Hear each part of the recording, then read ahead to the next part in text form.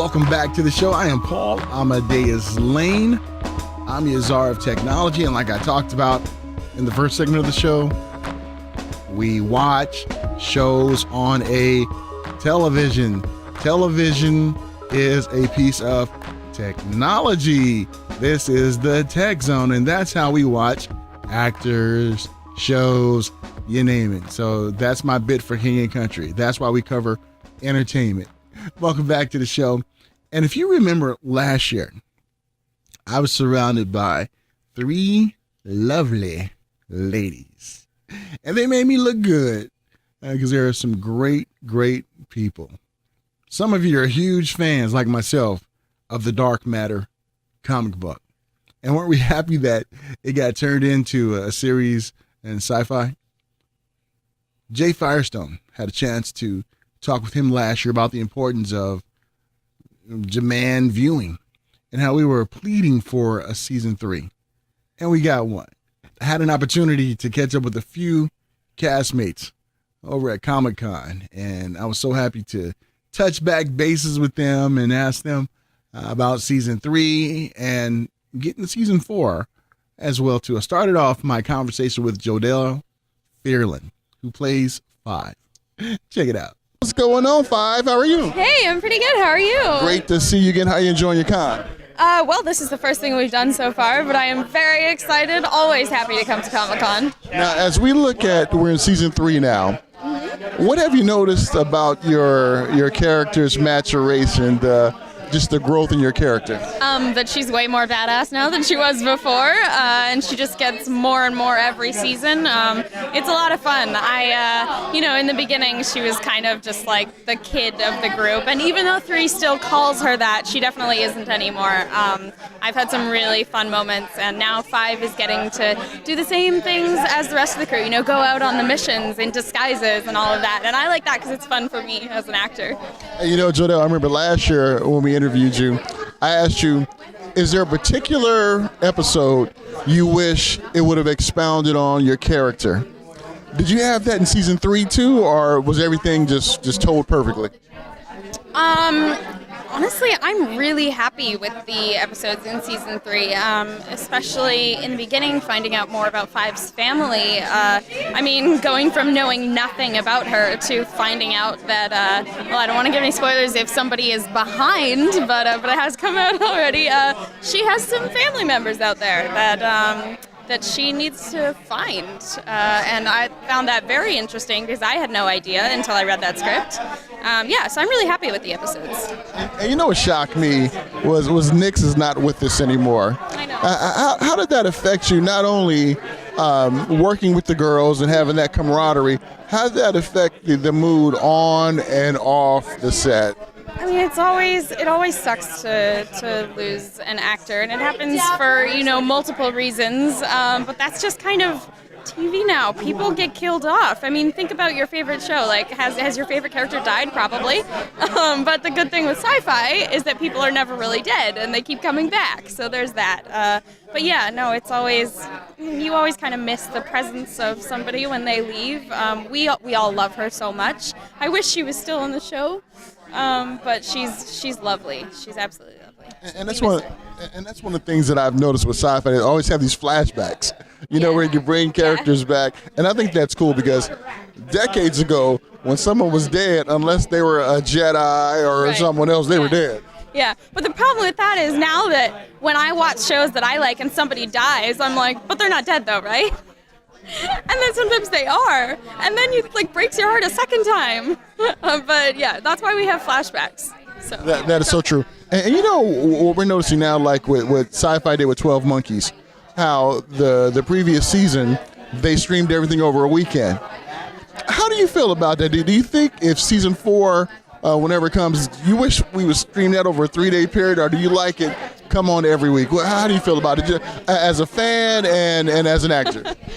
As a fan, I like to binge shows in a day or a weekend. If a new show comes out on Netflix or something, I just put it on, and Netflix will ask me a couple times if I'm still watching, continue watching till it's done. So that's how I like to watch things. But I don't know, for Dark Matter, I think because we put half a year of work, and that's just the actors. I mean, the post-production is longer and a lot more work, but for us, we spend 5 months filming these episodes, and it's so much work. And then it's always funny when, somebody watches it in a weekend. So I kind of like it to be spread out because it's so much work, and then it just kind of, it spreads it out a little bit. And then it's not all over in a weekend. That's so awesome, Jodelle. It's always great catching up with you, my dear. Jodelle is so adorable. I mean, just her personality, and I'm telling you, gang, she is so sweet. I mean, she is just so down to earth. Her smile is infectious. And again, we want that season 4, don't we? We want 5 and 6 and 7. That's what we want. But I had an opportunity to catch up with Melissa O'Neill and Anthony Lemke to ask them about their roles. What's going on, Melissa? How are you? Not too much. It's really nice to see you again. Good to see you too. I can't forget about you, my friend. How are you? I'm great. Thank you. Thank you so much for coming out. Now, what's it like being at the con with season 3? It feels it's pretty exciting. Yeah, it's exciting, and it's big because even though we're close to the end of the season now, and so we've got our eyes set on season 4, hopefully. So we're talking a lot about season 3, but we're also trying to hype up season 4. Yeah. Yeah, I'm looking forward to the panel because normally our show, in the first 2 seasons, our show aired a little bit later, which means that folks hadn't had a chance to see much. And the questions were about the previous year and what's coming up, and we can't really say much. But now we can jam on, 7 episodes. The 8th is airing tomorrow night, and it'll be a lot of fun. I'm really excited to sort of hear what the fans have to say. And I remember last year when I talked to Melissa, and I was like, we need a season 3. Remember, we put a call to action, remember? Yes, I do. That's right. And we're going to get that season 4, looks like. Yes, I hope so. Let's go to 5. That's right. Let's go to 6. Let's make it all happen. Well, we'll see about that one, but for sure, Let's start with 4. Yeah, exactly. And let's talk about both of your characters over the years. Talk about the growth that you guys have seen in your character and how the series have kind of expounded with the backstory of you two. I think you should start, Anthony. Yeah, Sure. Your character's really gone through an interesting arc. And Anthony, I have to say you're a handsome guy. Oh. Yeah, thank you very much. What are you doing after Comic-Con? Let's go to drinks. Let's make it happen. Yeah, baby. My character. What's fun about my character is that when he found out he was a bad guy with no moral compass, he was like, "Great, awesome!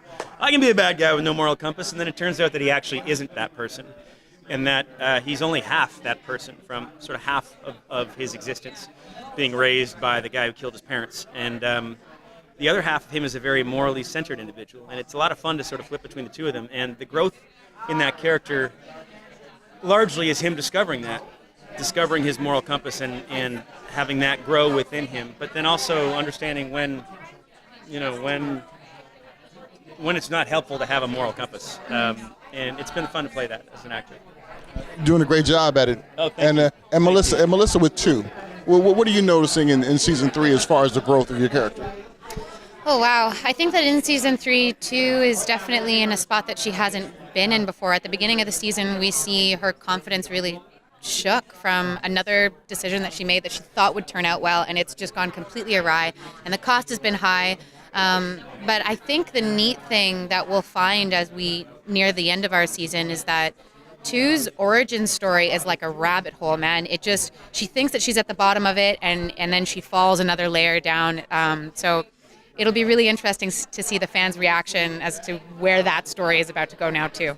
And, I was talking to Jodelle about this earlier, about the loss of Nyx. Yeah. I know last year when we interviewed you all together, we saw that camaraderie. She was like the new kid on the block, but you guys all welcomed her in. Sisters, yeah. Yeah, and talk about the personal aspect of losing an actor, but also on the set, too. What does that do to, you guys working together? Our core set is so strong, and I think that's what allows us to invite new people in. And it's always hard when we lose people. It's a piece of us, and that the first part was when we lost Mark. Yep. That was awful when we lost one. But I think the neat thing about the show is that every time we say goodbye to someone, we also know that we're going to have the good fortune to meet another set of really incredible people. And our guest stars are always talented and luckily for us, kind, too. Very kind.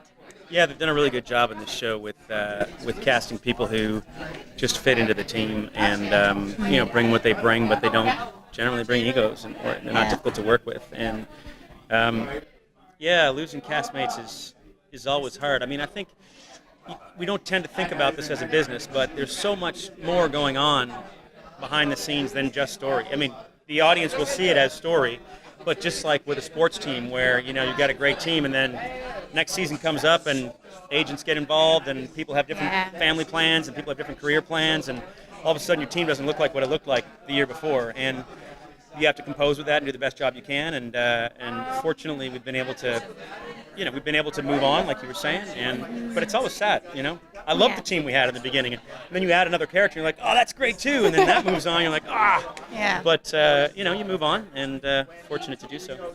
Well, guys, great talking to you. I'm getting the wrap-up sign, but Oh no. I'd like to thank 2 and 3 for joining me, Melissa O'Neill and Anthony Lemke. And it's a really, really amazing show. If you haven't had a chance, check it out. Check it out in the streaming options. Season 1, 2, and 3.